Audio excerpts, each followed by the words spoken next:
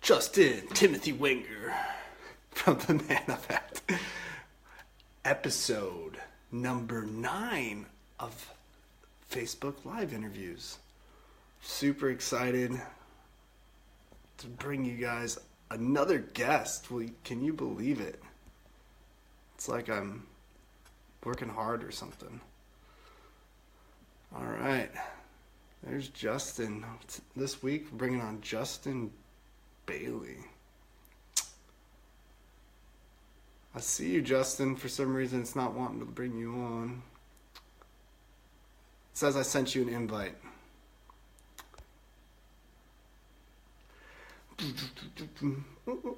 What's up, Olivia?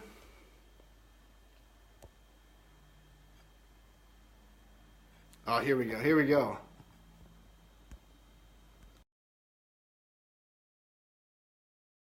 You?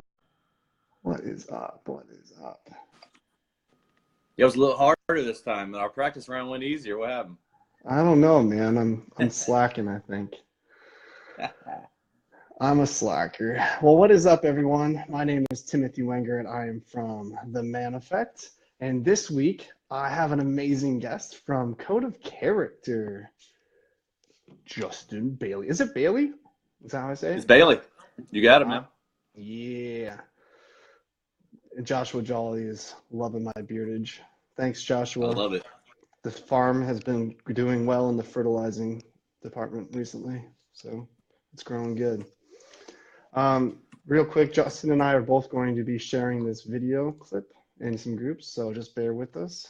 And we're about to dive in here into some awesome stuff. Awesome sauce. Oh, man.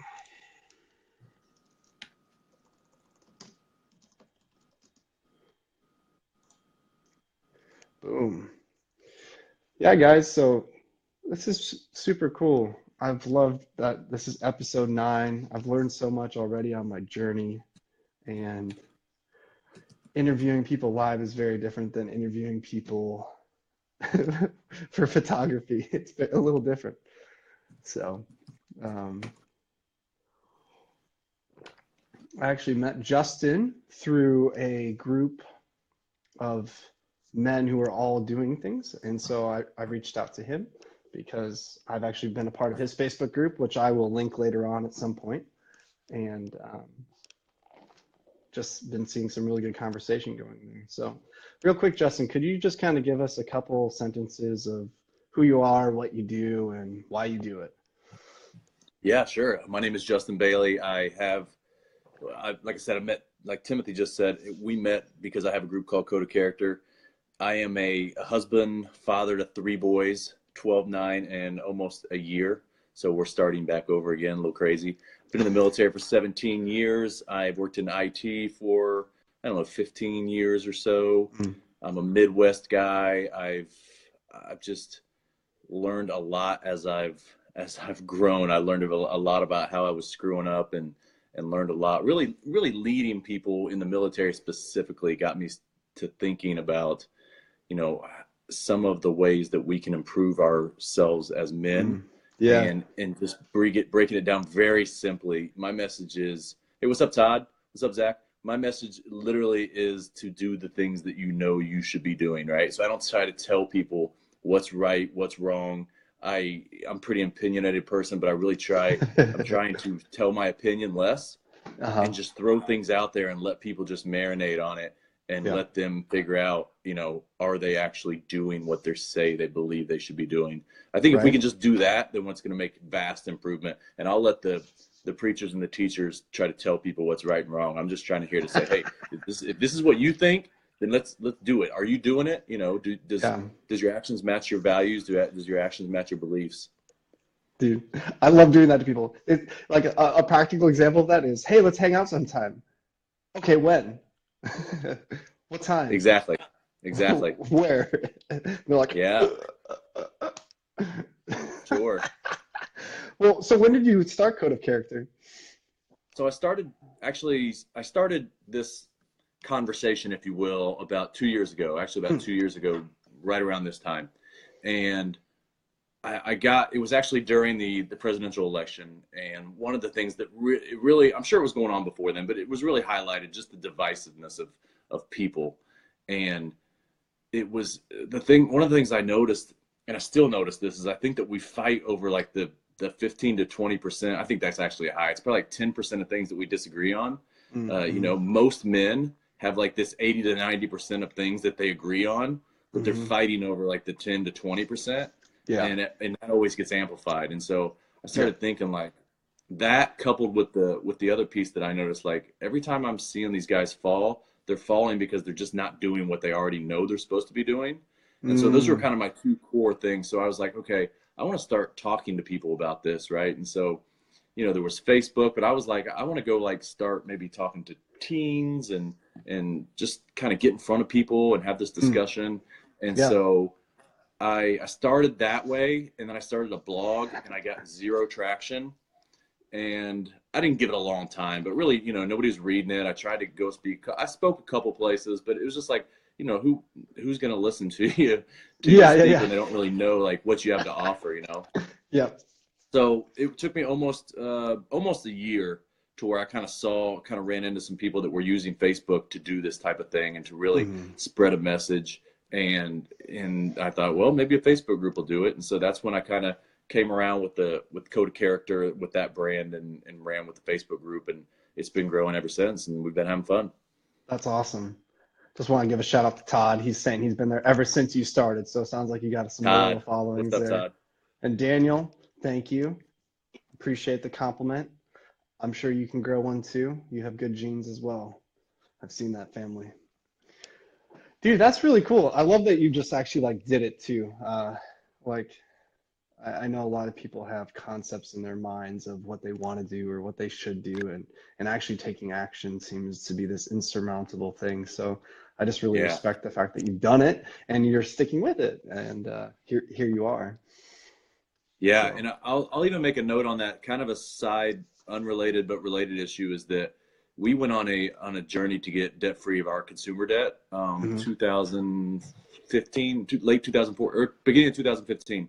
And it really coincided when I started thinking about this, like maybe I can actually do something. It really coincided to when we got out of that debt. I really advise anybody who's kind of, you don't understand the pressure and the stress that being in personal debt has over you until you don't have it. I mean, you do, but you don't. And once it was gone, like I never thought of myself as a creative person, but just simple stuff like, you know, launching these things and mapping all this stuff out and figure out what I want to talk about, you know, that kind of stuff just started flowing, you know. And so I really encourage anybody who's strapped with debt, man, get out of there, and your world is going to open up. Your mind's going to open up. Yeah. Did you do the beans and rice formula? Yeah, we didn't quite get down to beans and rice, but we were following the Dave Ramsey plan. We actually went down to Nashville and did a debt-free scream at the studio and took the kids stayed at the Grand Ole Opry Hotel, which you gotta have some money to go down there because you will blow a bunch of it. But you know, that was the kids all knew about it. We're like, this is what we're doing. This is our countdown. This is where we're going when we're done. And so it was a whole family thing. So that's awesome. And I didn't think I'd be able to do it when I started it. So you just got to get on. You just got to do it. That's good. That's pushing your own limits. Josh Hatcher on. He's another guy doing stuff too. Josh. Is he? Josh has the Manlyhood group. Oh man, he needs to hit me up. Tag him. There you go. Dude, what's up, Greg? Thanks for tuning in. So are you ready to jump in here? Can I start drilling you with some questions? Do you need to stretch or, you know, get a vodka or something? I'm just kidding. Yeah. Dude. Okay. Yeah, man, let's do it. Whatever you got. So I always ask if you don't start asking questions, I'm gonna start asking you questions because I'm super curious about your stuff. I mean, we can get there maybe.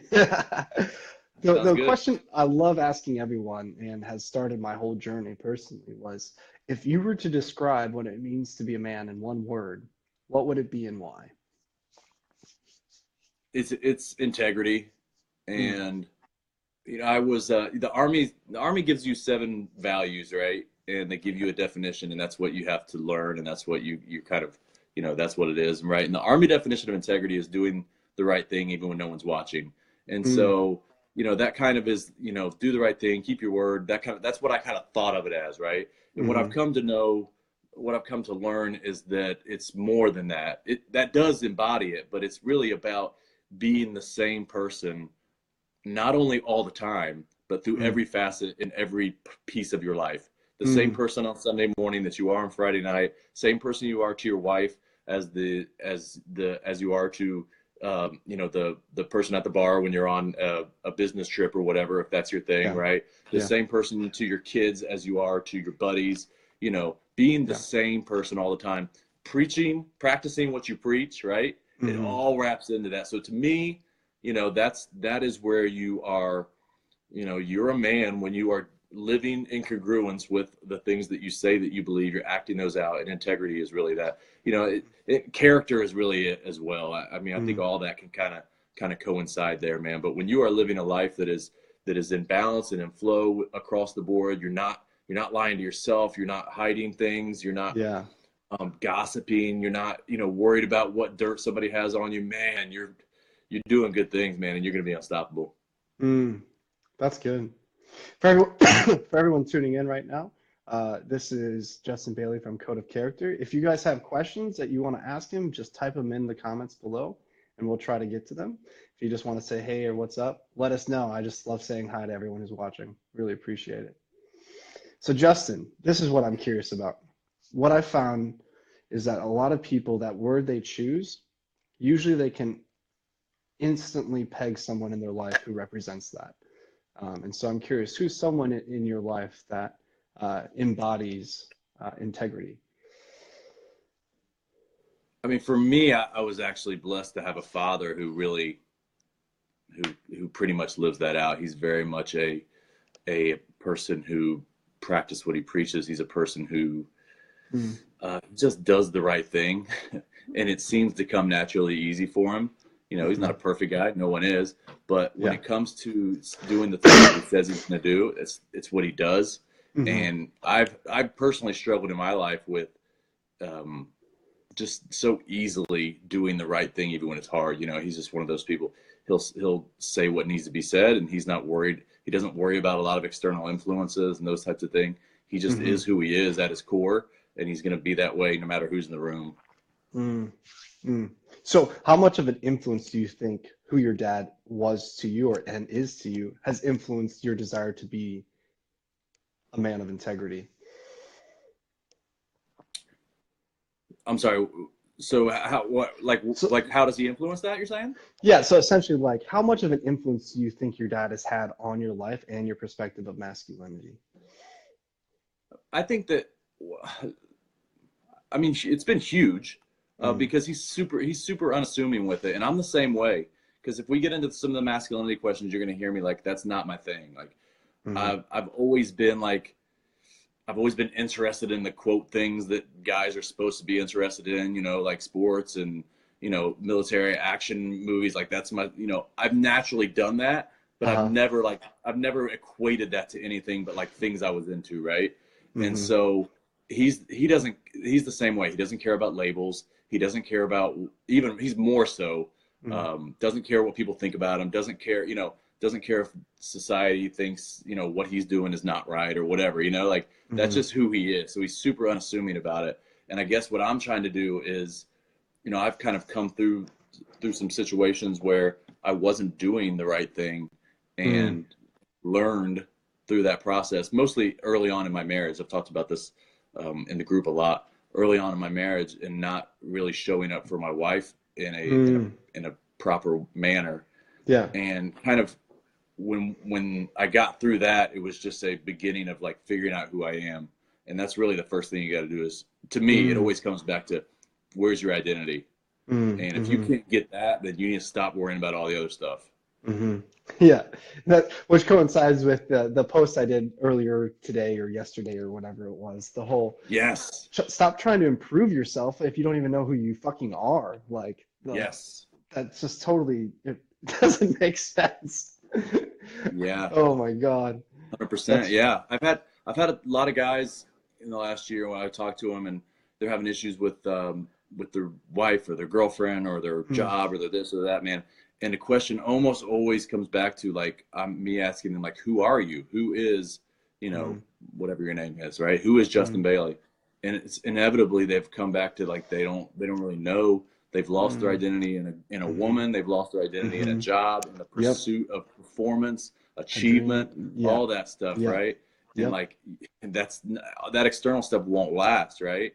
Yep. And so, yeah, that's huge. If you can't come back to a core essence of who you are, you have to start there, because if not, it's gonna crumble, and it's gonna come back around anyway.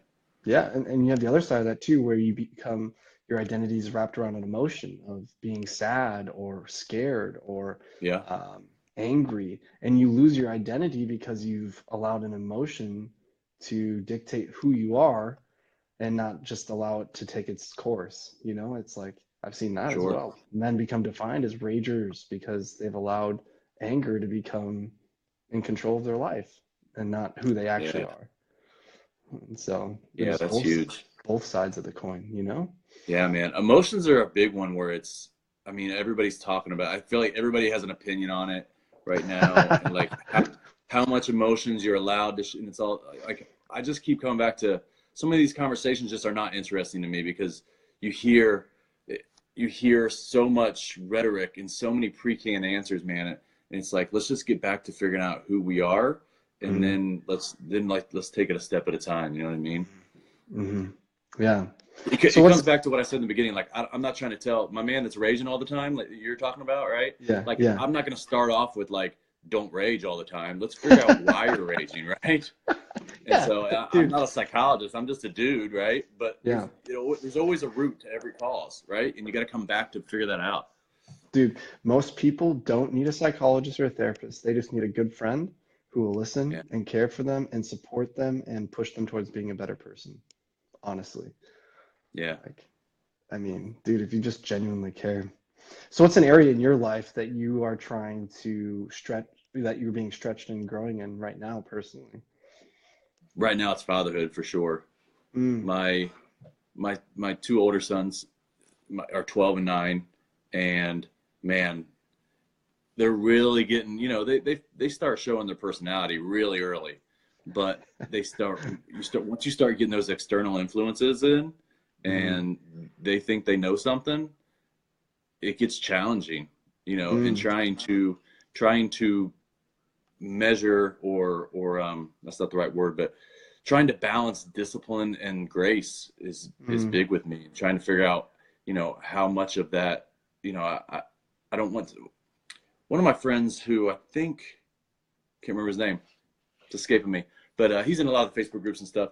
He was talking about when we engage with our children to think about, is this disrupting, or is this disrupting the connection in their lives? He said that to me, and I see his face. I wish I could give him a shout out right now, but that was several months ago, maybe 6 months ago, and I've thought about it ever since. Because when you engage with these kids, when you're an authority figure, it's easy to try to lay down the law, especially from a military standpoint, right? Because there's a hierarchy, right? yeah. But when you can see yourself ruining the connection there, once you're aware of it, it's like that thing when you buy a Toyota Camry, that's all you see are Toyota Camrys, right? Dude, totally. So once you know it, it's like, all right, I got it. That's not the way to do it. So how do I do it, right? And every kid's different. And so that's the big thing I'm struggling with, man, because I know he's 12, right? My other son's 9, but it's only going to go from here, right? So if I start letting things widen, right, at 12, then 13, 14, 15, 16, 17, 18, and Yeah. so that's my biggest thing right now, is I'm trying to figure out how to keep connection with my older boys. It's easy with the young one, right? You cuddle them and you're there for them and you do that stuff, right? Feed them, change the diaper, I whatever. try to do that with the older ones too. Sometimes they let me, sometimes they don't. So what I'm interested in, I was actually just recently writing about this, is how do you approach issues or problems that are being faced in your life, like stuff with your sons, that are things you've never experienced or faced before, right? And like, how do you approach those in a way that maybe someone else could like be like, oh man, that's a good idea. Yeah. So when I'm really in stride, I pray first. Okay. I don't always do that, but when I'm doing where I'm supposed to be, then prayer is first. I'm at a point now in my life where I've been engaging with men, you know, in groups like you and other groups where I do have some guys I can go to, and like really it's like, you know, if you've got a group of a couple hundred guys in a group, which is a mastermind that I'm in, a couple hundred, actually Larry Hagner runs that mastermind, you know, it's somebody's been there, somebody's done that. You know, that's the thing, like with all these problems, like I always say, like, you know, we are unique, but our problems are not. Like somebody's already been there, done that, either successfully or unsuccessfully, and got burnt, right? And they have a lesson for you. So if we can figure out who to reach out to, then that's huge. And it's weird that like guys like you and I are doing this online, because it's kind of weird, right? Let's just all say it's weird that two guys are sitting here online talking about being guys. But you know, but the flip side of that is you get access to people who are, it's amazing because you have access to people who have all these experiences, who have done things good, bad, and are willing to share, man. And you can't, I mean, how many books would you have to read to get to some of that, right?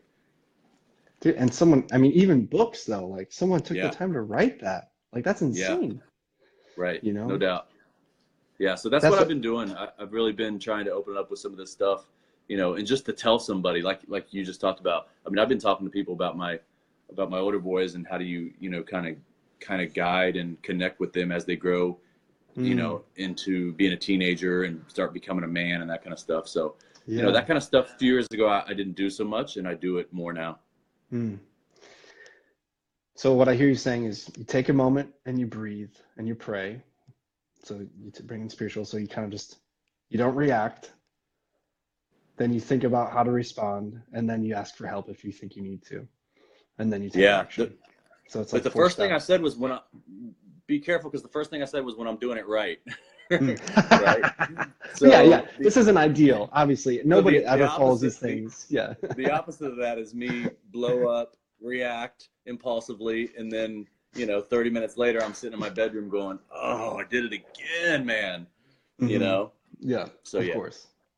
Right. I mean, anyone who writes a self-help book should know that people only follow like 25 to 30% of it. So it's like you can make these guidelines and say, this is how I want to do it, and I might do it a quarter of the time. You know, like that's just the reality. Yeah, that's what we shoot for, but it's just that's life. Right. That's life for sure. Yeah, even so, you know that. I'm sorry. Go ahead. No, go. Yeah, so even like with the adage, like practice what you preach, it's obviously we want to follow people who are living out what they say, but the reality is nobody's perfect and everybody's going to screw up, right? Your preacher's going to screw up, your politicians are going to screw up. The most noble man in your life has somebody probably out there can't stand him and they think he's a hypocrite and a jerk, right?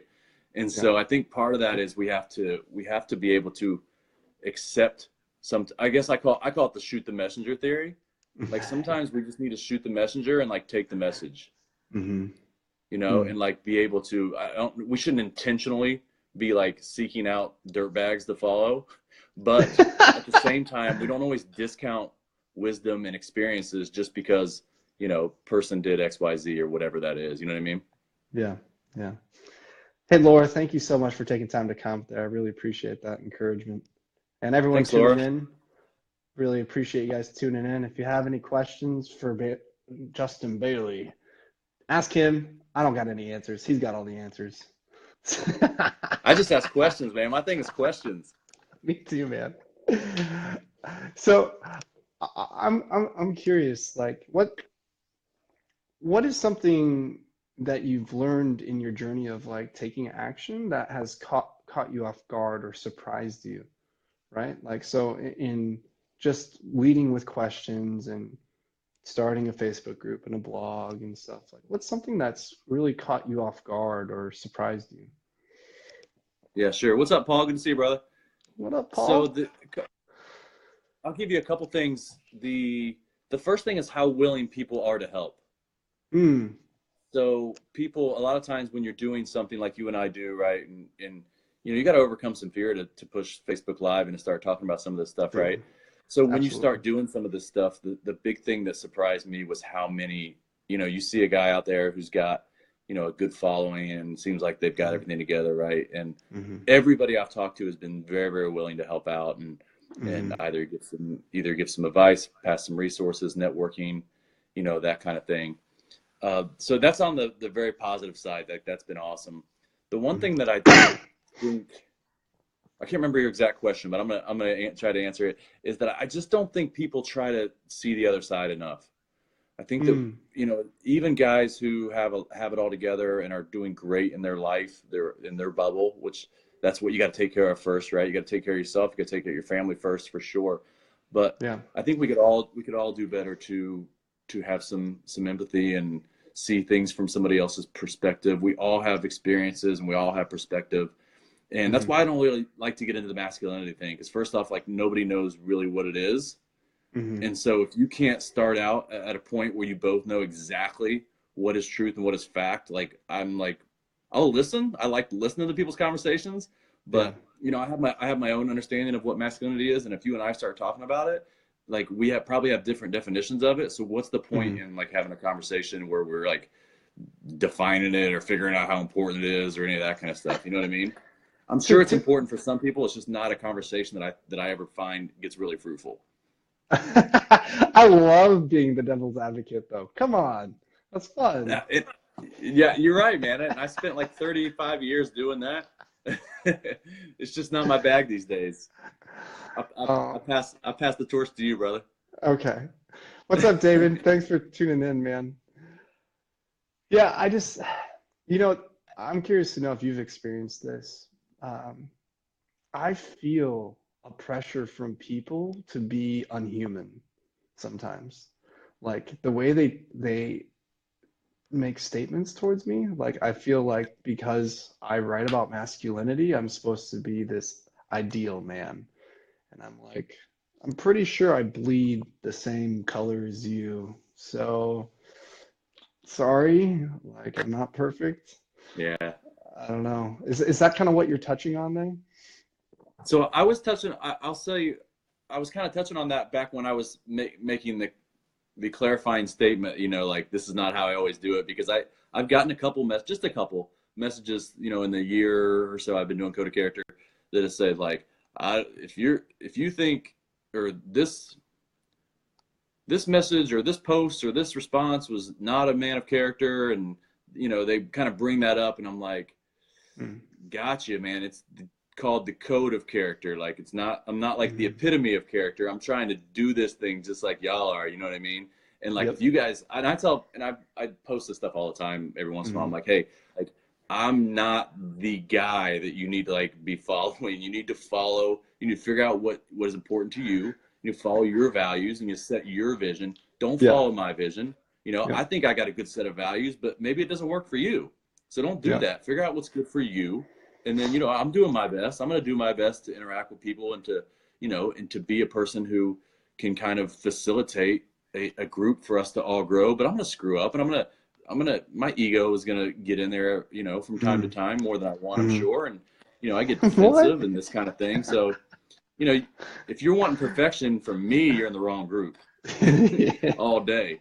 Me too, man. Shit. Oh man. That made me, I lost my thought. I had a really, what's a tool that I've learned is that when people are attacking you with judgments, what's good to realize is that there's actually a mirror going on, right? And so they see something in that they're projecting on you that they don't like, that they see in themselves, right? So it's like if Yeah. I have this judgment about you that you're just this lazy piece of whatever, it's like really I have this fear that I am that. And so when I see someone who triggers that fear, I just don't like them. And so, and that's like super true in a lot of situations, not all, but it's something that I've used to help myself navigate some interesting interactions in the past. So, Yeah. um, That's what is absolutely true, man. what's And Paul that's saying that's here? one of the things. Keep going. Sorry, I'm just That's reading one. Paul. That's one of the things, though, that you don't. I think that so much of this stuff people will say is common sense, which I don't. There's no such thing as common sense anyway. You got to be taught everything. But I mean, nobody. No, I don't think that most people go through life and they understand something that like what you just said. Like, I've had people that tell me, like, why do you read self help books? Like, If you want to, you know, like Yeah. it's all common sense, and that's like nobody until I got into this little world, that weird world that we hang out in, right? Like nobody ever taught me that somebody criticizing me is a reflection of their inadequacies and their fears. Like that's Hmm. not something that's normally. Why don't they teach that in school? I don't know. They should, right? That would be much more helpful than most of the stuff I've learned. They will never teach Right? that in school ever. Right? Though, like No. we have all these people running around the world who like don't understand basic human like interaction and communications and all Hmm. of these masks and stuff that we wear and the subconscious and the things that we carry with us. Like people don't even think about it, let alone Hmm. understand it. Not that I understand it, but No. little bits Yeah. and pieces like you just said, like that's a big deal. Like if I understand, I think Paul just asked about this, but if Hmm. Paul, Timothy just gave us the answer, man. If I understand that some guy writes me a scathing message and he really hates himself, then Hmm. then I can easily step back and be like, he's not mad at me.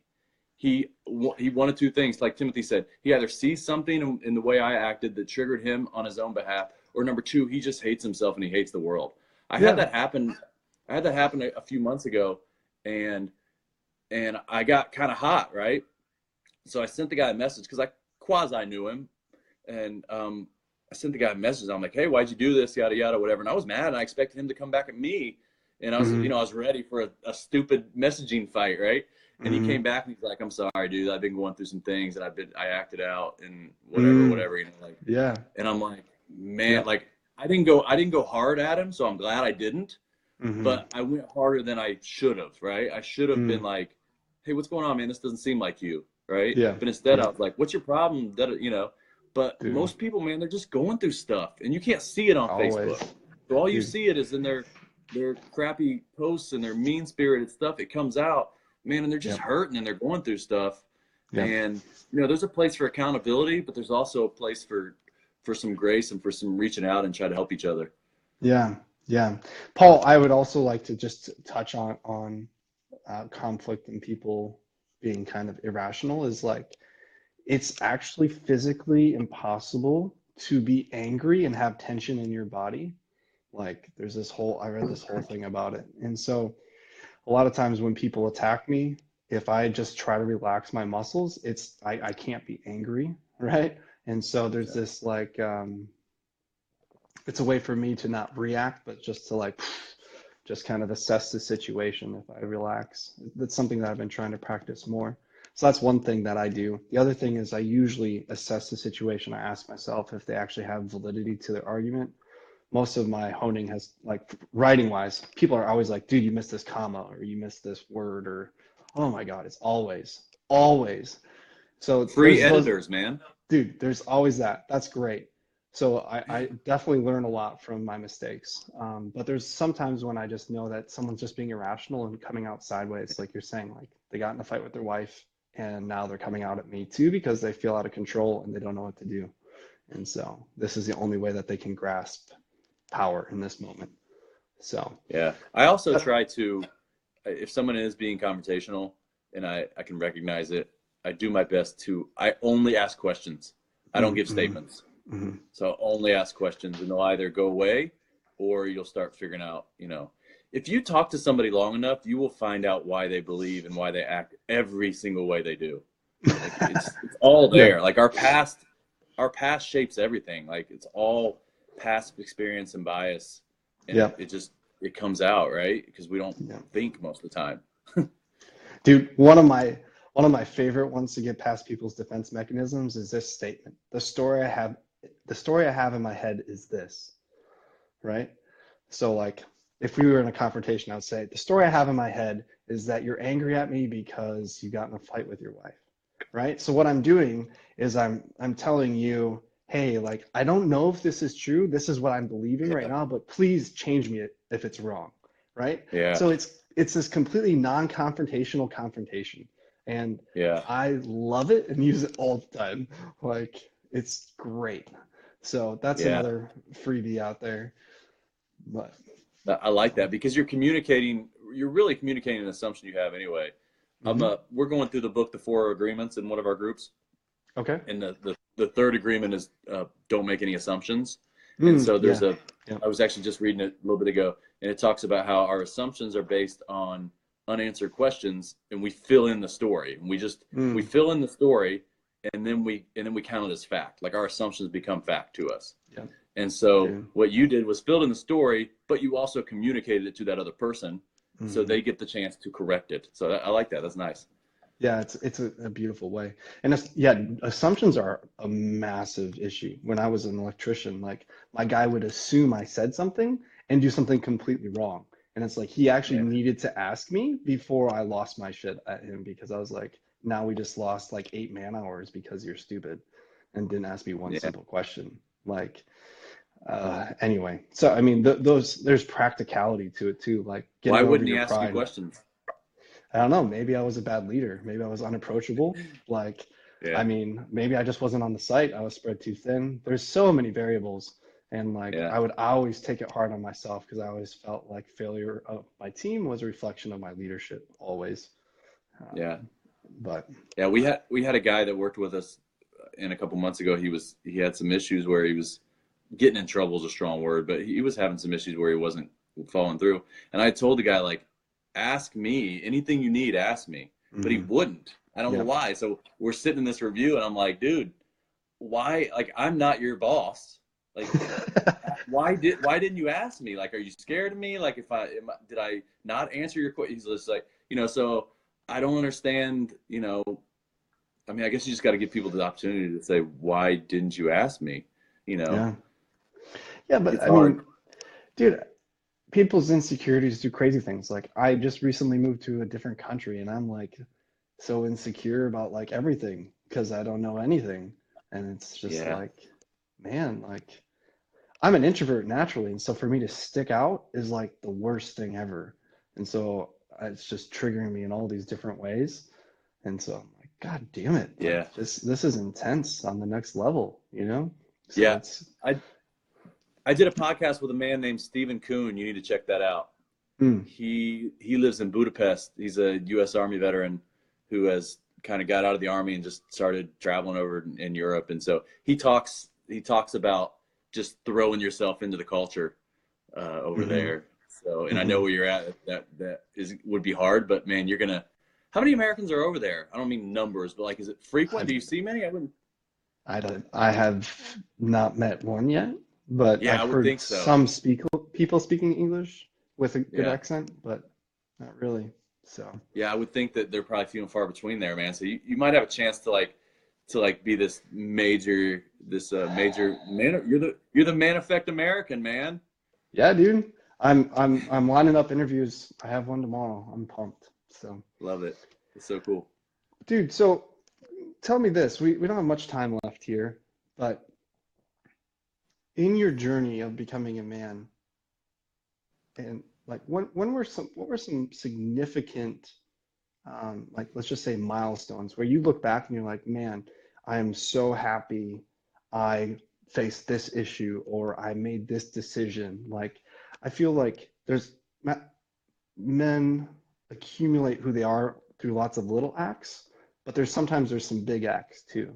I'm just curious, like, what are some big acts, some big hurdles that you've overcome in your life? Yeah. So the big. I don't think I've ever said this on any of these things we've done, but when I was dating my wife, she was my girlfriend at the time, and she got pregnant, and I was 20, she was 19, Oh and man. we were Oh, both like neither one of us had anything. She lived with her mom, I lived with my parents, and I worked like a regular job. I was working in a hotel there, making a few bucks an hour or whatever, and she was doing similar.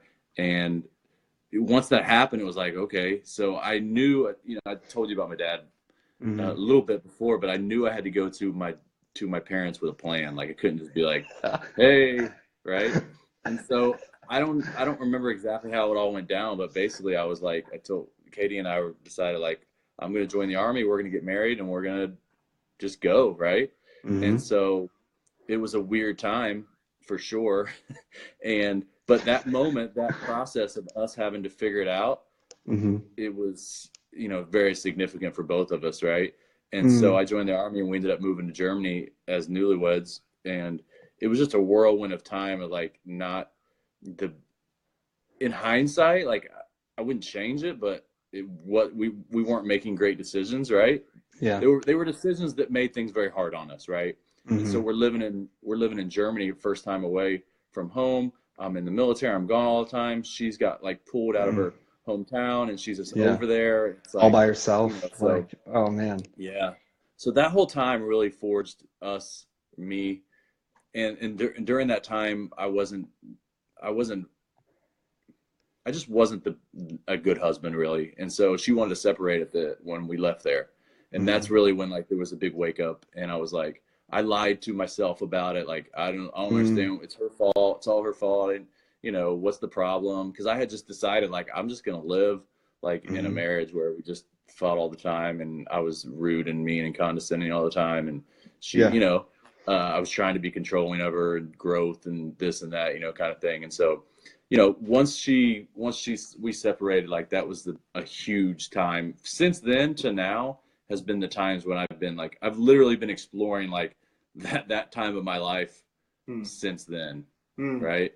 And so that's when I really, because during that time, like I said, I left home when I was 20, and I hadn't become a man, if you will, right? I was a 20-year-old knucklehead, and so we go over there, and my whole identity was wrapped up into this marriage and my military, you know, being a soldier. Like that's who I was.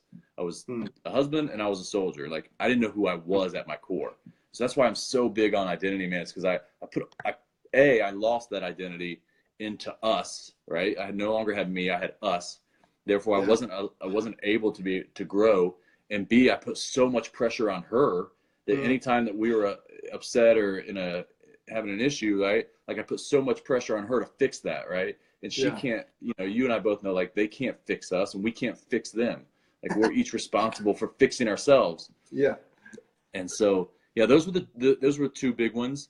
And then I also had in 2013, 2014, I went on a deployment and kind of started exploring some of the fatherhood inadequacies that I had of, not inadequacies, that's a bad word, but just I was really starting to be very aware of my kids getting to a point where it was past the feed them, cuddle them, you know, change the diaper stuff. Like they're like becoming people and asking me serious questions and that kind of thing. And so that was the first time I like bonded with other men and formed a group and really kind of lifted each other up and talked about real issues and that kind of thing over in the desert for that year. So those three moments would be the biggest kind of milestones in my manhood development. Yeah, I mean, just they're pivot points in life when you get to choose and you get to look back and see what you did actually. Yeah, for sure. I think those are powerful moments. And what I like too is that they're just very, honestly, someone looking from the outside might not notice that they were big deals to you. Like, yeah, moving to Germany, getting married early, that's a big deal. Okay, but people do it. Right.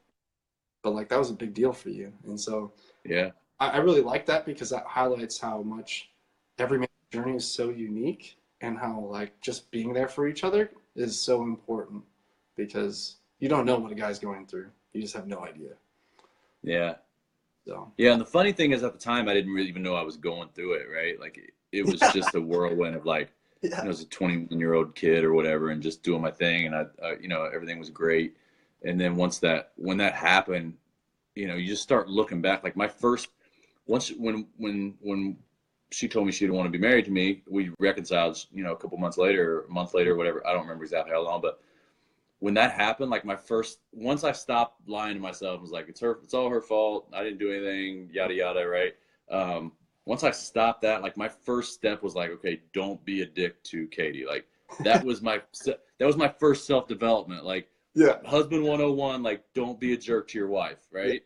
Yeah. And then like, that is like that little baby step, right? Like the 1% better each day. It was like how I did it, you know? And, so we've had peaks and valleys for sure since then, but it's been a journey of like being self-aware enough to know what you're doing, the good, the bad, and the ugly, and you know, how can we work on it, that kind of stuff. And then later I learned, I can actually do this better and faster if I get other guys around me, you know, and start working with other men, you know, to help each other, because I was kind of doing it on my own for several years. Yeah.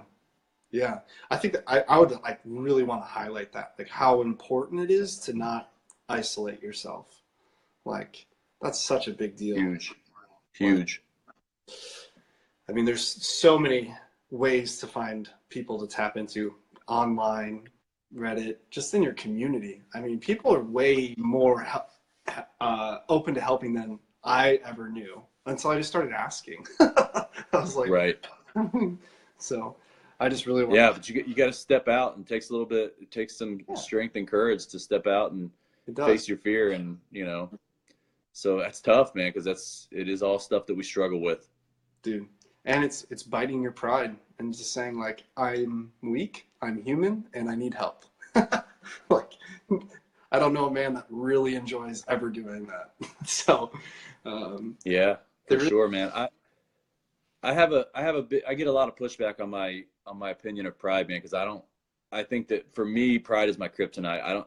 I just see no value in it. No mm, value in pride. Like, I see where people are coming from when they're proud of this, that, and the other thing, right? But mhm. like specifically to have inherent pride, like there's no point. Like if you didn't accomplish anything, like what are you proud of? Like even I say like proud to be an American. What does that mean? Like I'm proud that I was born like, in Ohio. Like I didn't do anything to deserve that at all. Like I did nothing.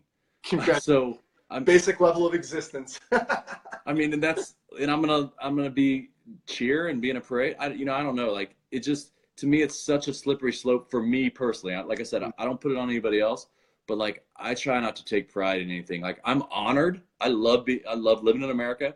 I'm honored by the things that the people before us have put in place. I'm honored to be my kid's father, and I know, and I say all the time, like I'm proud to be their father, and I slip into that, right? But the truth is, I really don't want to be proud. I want to be honored to be their father because that gives me a responsibility, right? Because if I'm just proud of something, all I'm doing is lifting myself up. Like I said, I know people are going to push back on this, so I'm just telling you this is my thought. But when I'm honored by something, there's a responsibility inherent to serving that and to keeping that up and to doing my best and to maintaining that integrity. But when I'm just proud to be whatever, like that's just like me on a platform. Yeah, dude, that's So really yeah. well. I think I'm going to wrap it up here. I really like that, Justin, and I've really appreciated you just taking time out of your day. You've had an eventful day, as we all know. Um, but is there what's a good way for people to get in touch with you? Do you have a link I can send them to and all of that? Would you want them to check out your Facebook group? What are some ways for people to reach out to you? Yeah, so the best way is, since we're on Facebook, Mm-hmm. is Code of Character Facebook group. Shoot me a message, Justin Baily, if you have any questions or anything like that. Friend me, whatever. I'm doing most things on Facebook. We got the website, but just jump in the Facebook group or shoot me a message. It is men only currently, probably forever. I'm not good to love women, but I can't tell y'all what's going on. I have enough trouble trying to figure out my wife. But yeah, so it's a men's closed group, and I do want to say, like, for one thing, I think that people get caught up in is some of the guys get caught up in like having to agree with, especially in these Facebook groups. Like people get upset when they disagree or disagree with the, like I tell everybody in my Facebook group, like if you don't ever disagree with me, like there's a problem. One of us are in a cult, right? Like you should definitely be disagreeing with people from time to time, because if you always agree with somebody, that's weird, right? You need to think for yourself, form your own opinions based on the things that are important to you in your life. Yeah. And Yeah. I think disagreement is healthy as long as we can do it, with respect and with proper discord. But to answer your question, yeah, Facebook, Code of Character Facebook group, check it out. Dude, that's awesome. And yeah, I really like that. Have you watched any Jordan Peterson? I He, have, yeah. just a little bit. I love how he's just always talking about how men are more disagreeable, just statistically or whatever. But I'm like, man, men are so passive. Like, how is that statistically true? I guess there's just a lot of a-holes out there. I don't know. I'm Yeah, I like, think it comes out a lot online for sure, though, right? yeah, probably. For So sure. how I like ending these is a fun fact about you that just is random, and then a fun fact about me. So why don't you go first? I gotta think of one. Yeah, you really put me on the spot there. Fun fact Mhm. about me is that after today, I will not be having any more I will not be involved in the creation of any more babies. Congratulations.